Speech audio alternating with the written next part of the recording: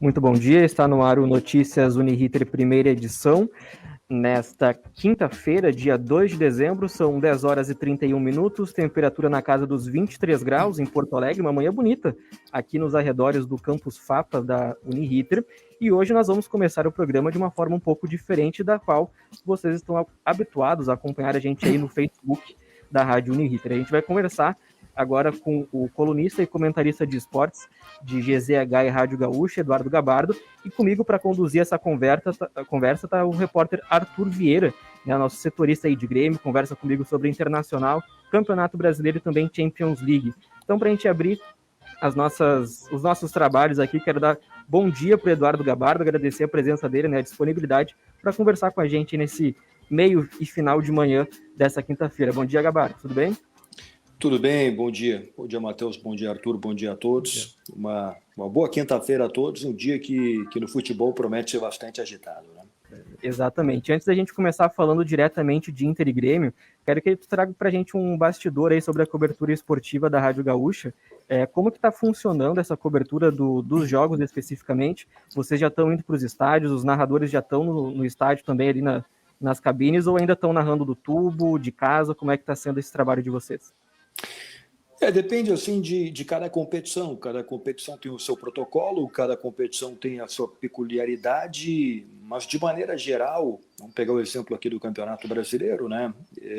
Onde a gente está trabalhando na maioria das partidas, quase que não ainda de forma total presencial com todos os integrantes da equipe no estádio, mas com alguns integrantes da equipe no estádio já. Hoje, por exemplo, tem Grêmio e São Paulo, jogo do Campeonato Brasileiro, onde teremos lá um narrador, o repórter e o técnico, que faz a montagem de todo o equipamento, com todos ficando na cabine, com proteção, com isolamento. Foram colocados lá aquela separação de vidro, né? Onde fica cada profissional isolado do outro, né? Então, e uma cabine ampla, então todos ficam lá. Claro que a gente está falando de 3 profissionais, né, que vão estar no estádio. Em condições normais, uma cobertura como essa teria pelo menos 10 profissionais no estádio, né? Teria um narrador, o comentarista, 4 repórteres, 3 ou 4 operadores, o repórter de torcida, enfim, seria muito mais gente. Por enquanto, os jornalistas ainda não podem ficar no campo de jogo, lá atrás do gol, onde normalmente ficam os repórteres, né? Eles ficam também, por enquanto, na cabine, e também ainda não ocorrem as entrevistas coletivas normais lá na sala de imprensa do estádio. Ninguém entra lá. Fica apenas o técnico, o dirigente, enfim, os profissionais do clube, e os jornalistas que fazem as perguntas fazem de um modelo virtual, onde entram numa sala de entrevista coletiva virtual. Então é uma cobertura já com alguns profissionais do estádio, mas ainda bem longe das condições normais que a gente estava acostumado. Sim, perfeito, Gabardo. Pode falar, Arthur. Posso falar? Não, eu queria saber mais, Gabardo, nesse período, principalmente acho que no ano passado, começou a ter muito mais restrições, né? Por exemplo, o narrador, até onde sei, voltou nesse ano a narrar ali dentro do estádio, né? Antes era só com a TV, alguns ainda fazem com a TV quando são fora, não pode viajar, enfim. Eu queria saber que dificuldades que trouxe isso na cobertura jornalística, né? Porque não dava para, até onde, se eu não me engano, dava para mandar só um repórter de campo, às vezes, para dentro do estádio, e nem isso, né? Então, o que dificultou nesse período também, como tu falou, nas entrevistas coletivas, né? Que dá para fazer online. No começo, alguns clubes faziam até de uma maneira de ter que mandar todas as perguntas antes, né? O que prejudicou isso também na seleção que os clubes faziam, né? Das perguntas, se eles cortavam algumas coisas, enfim. Sem dúvida que o prejuízo é natural. Naquele primeiro momento lá, e até hoje, né? Tem que ter todo o cuidado, isso é absolutamente natural. O maior prejuízo assim é perder a convivência diária e a possibilidade do contato presencial, né? Seja lá no treinamento, para observar o que está acontecendo, para conversar com as pessoas, e no dia do jogo também, porque quando você está no campo ali, especialmente o repórter, ele tem uma outra visão do que está acontecendo, consegue buscar, consegue apurar alguma informação, consegue ver alguma coisa que está acontecendo lá na zona mista, na porta do vestiário, é algo que nesse momento não é mais possível pela distância, o que a gente tem que entender, né? Então falei aí da parte presencial, né, que é um prejuízo, na entrevista coletiva também, porque muitas vezes no modelo virtual você não está ali na sala, todas as vezes, né, no modelo virtual você não está ali na sala, se daqui a pouco um entrevistado responde alguma coisa que necessite de uma outra pergunta em cima disso, você não consegue interromper. Enfim, são vários prejuízos. Me parece assim que nessa cobertura presencial, que ela já está voltando aos poucos, a partir do momento que já aconteceu a liberação de 100% do público aqui no Rio Grande do Sul, eu acho que é uma questão natural que os repórteres voltem para o campo também. Acho que em 2022 isso vai acontecer, que as entrevistas coletivas em salas de entrevistas amplas, arejadas, que elas possam voltar também, o que vai trazer algo que possa devolver aquela normalidade para a cobertura esportiva. Ô, Gabardi, tem aquela questão também dos treinamentos, né? Porque com a pandemia, 100% da cobertura que tinha em cima dos treinamentos acabou, né? Até tem gente que brinca assim que não dá para saber exatamente o que vem para o próximo jogo, né? A gente tem uma ideia a partir da análise que se faz de cada partida, de como que o time joga, do que pode melhorar, né, na visão dos comentaristas, de quem está analisando a partida, mas se perde muito também com essa questão, né? Se perde muito, sem dúvida, porque uma coisa é acompanhar. Claro que a gente não pode deixar de falar que mesmo antes da pandemia, essa cobertura de treinamentos, essa cobertura diária, ela já estava muito limitada. Não era todo dia, né, que a gente tinha a possibilidade de observar um treino, porque muitos treinamentos já estavam sendo realizados de maneira fechada, né, com os portões fechados e ninguém podendo entrar. E quando era aberto, normalmente se abria ali uma parte final do treino, quando já não acontecia mais nada de importante ali na atividade. Então, os treinos importantes já não estávamos mais acompanhando, independente da questão da pandemia. Agora, a possibilidade de voltar a entrar no centro de treinamento é importante, né? Mesmo sem ver o treino, a parte mais importante do treino, porque quando for tudo liberado, vai continuar assim, né? Os clubes não devem permitir que os jornalistas observem os momentos mais importantes dos treinamentos, especialmente antes de jogos importantes. Para pegar um exemplo, hoje tem Grêmio e São Paulo, se ontem o treinamento fosse aberto, certamente ele seria aberto ali 20, 30 minutos na parte final, quando já não tivesse acontecido mais nada de importante. Mas mesmo assim, quando você está lá, você consegue conversar com alguma pessoa com uma facilidade maior, é possível buscar algum tipo de informação. Então é sempre melhor, né, ter a possibilidade de acompanhar presencialmente os fatos que estão acontecendo. Enfim, vamos ver se em 2022 vai voltar tudo ao normal. Tomara, né? Tomara, vamos torcer por isso. E agora entrando um pouquinho assim para a gente analisar um pouco as temporadas de Inter e Grêmio, a gente começa a temporada de 2021 com uma perspectiva completamente diferente do que é a realidade dos dois clubes, né? A gente vê o Grêmio, não imaginava, claro, né, que o Grêmio poderia estar aí sendo rebaixado para a Série B, o Internacional com uma campanha tão irregular dentro do campeonato, com esse meio de tabela aí, que não dá nem para dizer que é uma jarra meio cheia, porque ela está mais vazia do que cheia, né? O que tu acha que pode ter dado errado, talvez no planejamento dos clubes para essa temporada, e se isso também pode ser decorrência do pouco tempo que se teve, né, entre uma temporada e outra por causa da pandemia? Bom, se a gente pegar primeiro a situação do Grêmio, eu acho que o Grêmio já vinha tendo um problema, apesar de ter tido um ciclo muito vitorioso nas mãos do Renato, mas o Grêmio já estava enfrentando alguns problemas aí há algum tempo, né? Com queda de rendimento. Eu acho que esta fase do Grêmio, com este provável rebaixamento para a Série B, ela dá para... tudo que está acontecendo com o Grêmio, eu acho que dá para colocar como três fatores principais, como as causas desse desastre, né, que está a fase atual do Grêmio. Primeiro, o próprio final do ciclo vitorioso, que acontece com todos os clubes. Com o Grêmio aconteceu também, e é só ver a impossibilidade de não aproveitar jogadores como Jeromel, Kahneman a todo momento, só agora que eles estão conseguindo jogar com uma frequência um pouco maior, o Maicon já tinha saído, enfim, aqueles jogadores importantes do Grêmio já não estavam mais conseguindo jogar. Aí o Grêmio, no momento da reposição das peças que saíram de um ciclo vitorioso, o Grêmio errou demais. O Grêmio errou muito nas contratações.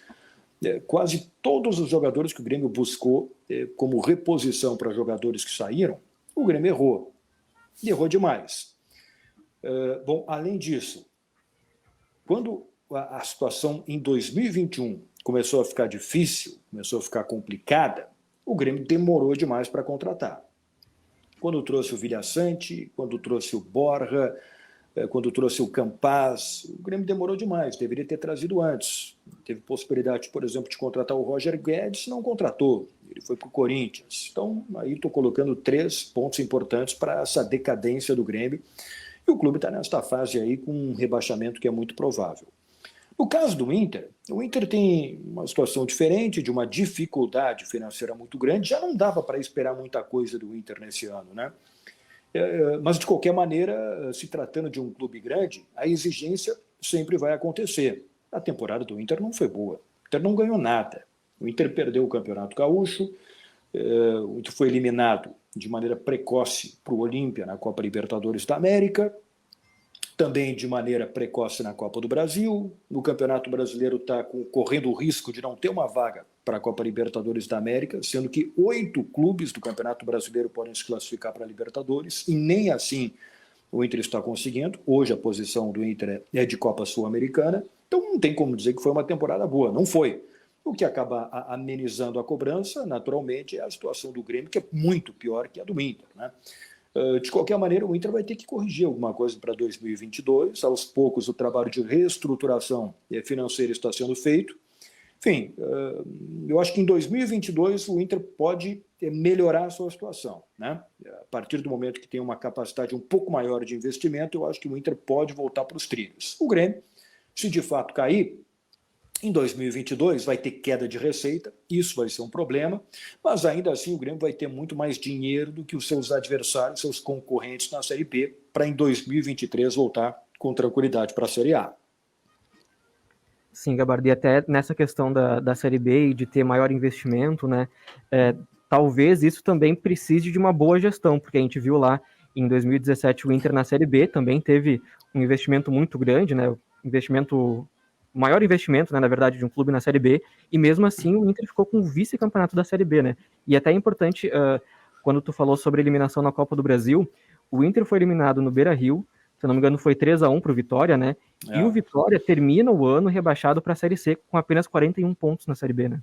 Sim, nossa.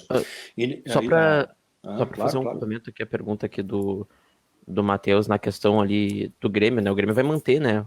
É o último ano do mandato do Bolzan, é o ano que vem, né? Então, se de fato concretizar o rebaixamento, o que tu acha que o Grêmio pode mudar dentro da direção em si, né? No que se pode fazer ali nos trâmites de dirigentes, de vice-presidentes, né? Porque essas contratações ruins e esses campeonatos entre aspas ruins, né? Porque o Grêmio acabava chegando lá, mas tinha sempre um começo não estável ali nos últimos 2 campeonatos, né? Tirando o de 2021. O que tu acha que ele pode fazer de dentro do clube, né? Para mudar isso?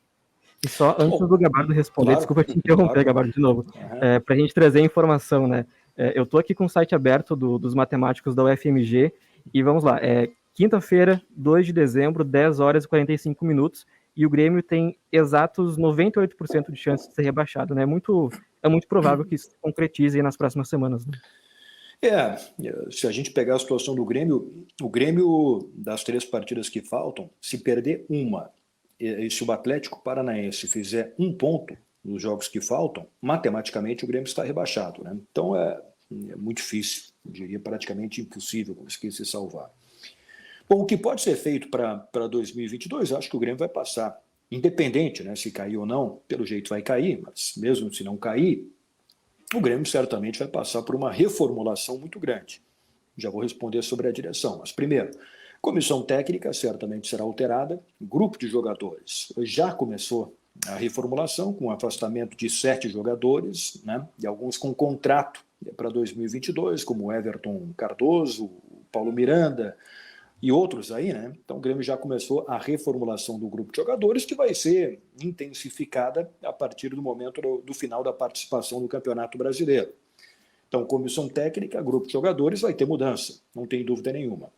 Na direção, O presidente Romildo Bolzan vai para o seu último ano de mandato. Eu acho que o departamento de futebol será todo trocado, né? Desde o vice-presidente de futebol ao executivo, diretor executivo, coordenador técnico, acho que não vai ficar ninguém. Então, o departamento de futebol acho que vai sofrer uma profunda reformulação também. Bom, agora lá no Conselho de Administração, acho que não, né? Não tem troca, a não ser que alguém peça para sair.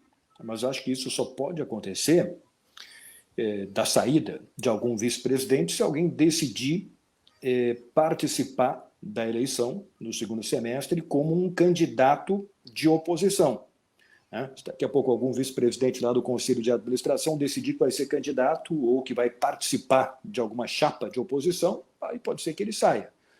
Mas, se isso não acontecer, o Grêmio vai com esta mesma direção lá do presidente e integrante do Conselho de Administração até o final de 2022. A mudança realmente deve ser no departamento de futebol, com os dirigentes ali que comandam o futebol do clube, comissão técnica e grupo de jogadores. E em relação ao Inter também para 2022, talvez a principal mudança seja do comando técnico, né? O Aguirre, independente de ir ou não para a seleção uruguaia, já é praticamente certo que não comanda o clube em 2022. E o que tu espera, talvez, da direção do Inter? Porque o Alessandro Barcelos, ele se tornou presidente do Internacional com uma campanha que trazia também a ideia de uma ruptura no modelo de jogo, do Inter se tornar aquele time mais propositivo, e talvez esse discurso não tivesse muito alinhado com a realidade do clube em relação aos jogadores, né? O que o elenco proporciona para que isso seja feito. E agora se fala, né, talvez numa volta do Cudê, só que tem contrato, se não me engano, até 2024 com o Celta, no Vojvoda, né, do Fortaleza. Então, como que tu analisa essa situação do Inter também para essa troca de comando técnico? É um ponto importante, né? Bom, primeiro é que o Inter certamente vai trocar de técnico para 2022, independente da questão lá da seleção do Uruguai. Até acho que o Diego Aguirre vai treinar a seleção do Uruguai porque o Marcelo Galhardo pelo jeito, não vai aceitar o convite. Acho que essa é a tendência, né? Então, provavelmente o Aguirre vai para a seleção do Uruguai. Mas mesmo se não for, por tudo que a gente ouve no Beira-Rio, o Inter deve buscar um novo profissional. O Cudê, né, que você citou aí, Matheus, é um nome que tem uma admiração muito grande. Os dirigentes atuais gostam muito do trabalho, do jeito de trabalhar do Cudê, e de fato conversaram com ele. Mas, ao que parece, é muito difícil, para não dizer impossível, que ele saia do Celta de Vigo neste momento. Isso não deve acontecer. Bom, então o Inter vai buscar um outro nome. O técnico do Fortaleza, o Vojvoda, é realmente um nome que está sendo procurado pelo Internacional, que está sendo avaliado pelo Internacional, né? Algo que, e pelo que eu sei, até algumas conversas já acabaram acontecendo. E parece ser um nome interessante, de um técnico que tem algo que a direção do Inter busca, procura, né, neste estilo de jogo. Eu acho que quando o Aguirre veio, ele veio muito mais para tentar apagar um incêndio depois da saída do Miguel Ángel Ramírez, que foi traumática por tudo que aconteceu. Então, o Inter achou um jeito de colocar ali um técnico para terminar bem o ano e conseguiu, né, pelo menos apagar um incêndio, ganhar um Grenal, daqui a pouco beliscar uma vaga na Libertadores. É muito menos do que o Inter precisa, mas não está terminando o ano em crise, né? Agora, para 2022, acho que a direção vai voltar a buscar um técnico com um pensamento do que ela tinha lá atrás quando assumiu. Então, acho que é isso que deve acontecer no Inter para essa transição aí de 2021 para 2022. Eu não sei se tu tem essa impressão também, vocês na Gaúcha, né? Mas não seria o caso também do Inter talvez dar um passo para trás e não mirar tanto Libertadores, Mundial, esses títulos internacionais e olhar um pouco mais a região, de voltar, digamos, a ganhar um gauchão, quem sabe disputar e talvez ganhar uma Copa do Brasil, ou investir um pouco mais no Campeonato Brasileiro, que agora que com a conquista iminente do Atlético Mineiro, o Inter vai ser o clube dos grandes, assim, da Série A, que não conquista o Campeonato Nacional há mais tempo, né? O Inter tem que ganhar alguma coisa, né? Alguma coisa o Inter tem que ganhar, nem que seja um gauchão. Acho que já ajuda um pouco, né? Se ganhar o gauchão, algo que o Inter não vem conseguindo aí nos últimos anos. Eu acho que, primeiro, como a gente tinha falado, a temporada do Inter, em relação ao que se imaginava, ela é pouco, né? O Inter conquistou pouca coisa. Se conseguir uma vaga na Copa Libertadores da América, Vai ser na pré-Libertadores, vai ser na fase eliminatória da Copa Libertadores, se conseguir, isso não for para a Copa Sul-Americana. Eu acho que o Inter sempre tem que pensar, tem gente que entende, e eu respeito, né, que até pode ser melhor ir para a Copa Sul-Americana do que para a Copa Libertadores da América, porque na Sul-Americana pode ter alguma chance de título. Bom, de fato pode, acho que mais do que na Libertadores. Mas tem que pensar grande, né? Acho que não tem como pensar em ficar fora de uma Copa Libertadores da América. Talvez, pela própria incapacidade do Inter, o Inter vai disputar a Copa Sul-Americana. Bom, e aí se apresenta uma possibilidade de título. Acho que o Inter entra numa Copa Sul-Americana em condições de pelo menos disputar o título, porque é uma competição de nível inferior. E eu concordo, acho que o Inter tem que concentrar. Bom, primeiro, o Campeonato Gaúcho, o Inter acho que não pode deixar de lado. Ainda mais do momento que está vivendo o Grêmio, vai ser muito ruim para o Inter se o Grêmio for rebaixado, se o Inter perder um título gaúcho para o Grêmio na segunda divisão. Vai ser ruim. Então, acho que o Inter vai ter que dar uma importância muito grande para o Campeonato Gaúcho. E depois, acho que tem que focar na Copa do Brasil. Se for para a Copa Sul-Americana, tem que dar uma atenção para a Copa Sul-Americana, porque o Inter tem que ganhar título, né? E está há algum tempo aí sem ganhar título importante. Exatamente. Arthur, tem mais alguma pergunta para o Gabardo? Você está tão quietinho aí, Arthur? Não, é que eu queria perguntar mais pro Gabardo, um pouco fora desse escopo de Grêmio e Inter, perguntar mais sobre o Gabardo, né? Tava esperando chegar nessa parte, mas se tu me permite fazer a pergunta aqui. Claro. Gabardo, eu queria saber, assim, como que tu não o que tu faz, né? Mas como que o repórter em si faz e tu, né? Quais são as suas estratégias para conseguir, por exemplo, tu, que é um repórter muito bem informado, né? Acredito eu que tenha bastante fonte, assim, como é que se chega. Quais dicas que tu dá para chegar nesse ponto, para conseguir bastante fonte, para conseguir ser confiável para as fontes, né? E conseguir dar bastante informações como tu dá, tanto na Rádio Gaúcho, quanto no Twitter, quanto nas tuas colunas. E, enfim, mais nesse sentido.